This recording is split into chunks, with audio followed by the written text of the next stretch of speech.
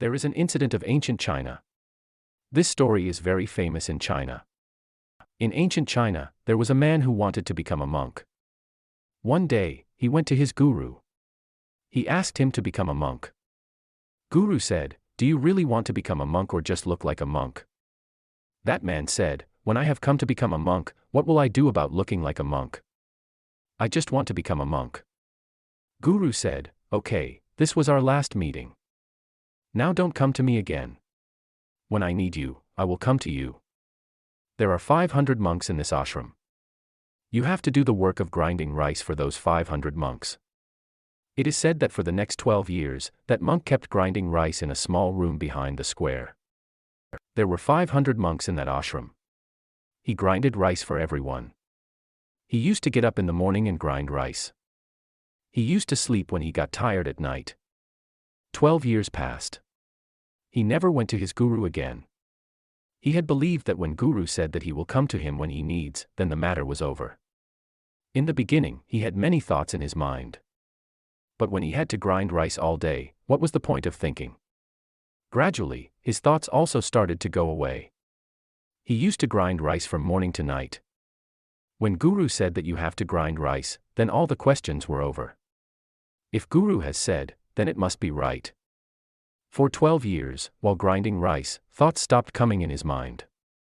The mind became very calm and empty. No thoughts, no confusion, no problems. He used to get up in the morning, grind rice, and sleep at night.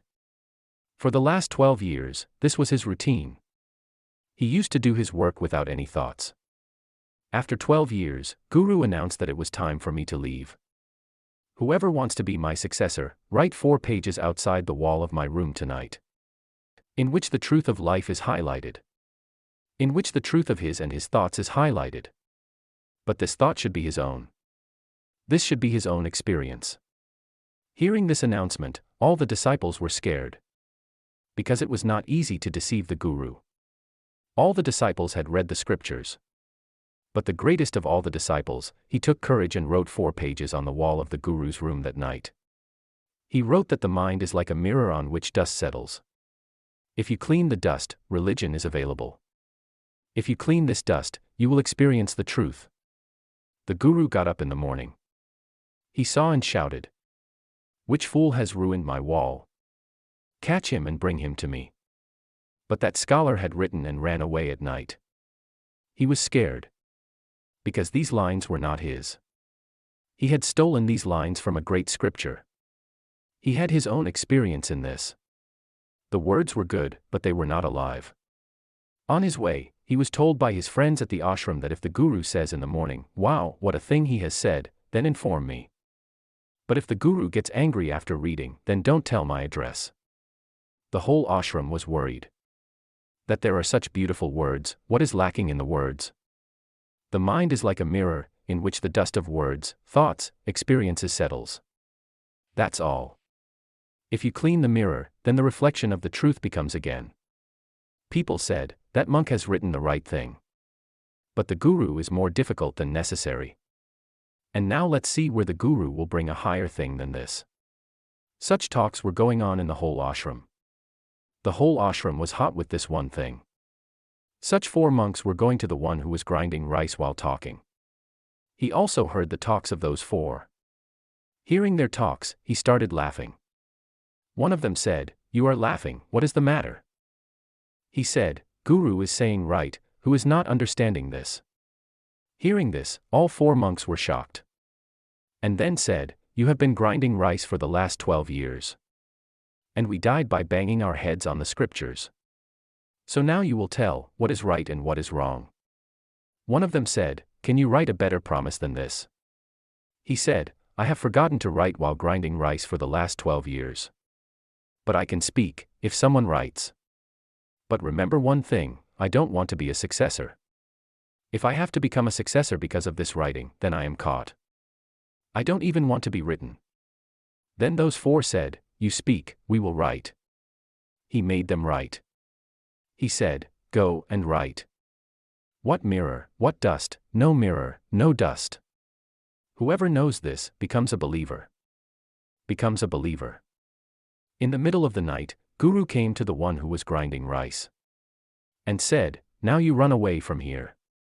Otherwise, these 500 will kill you." He took my watch.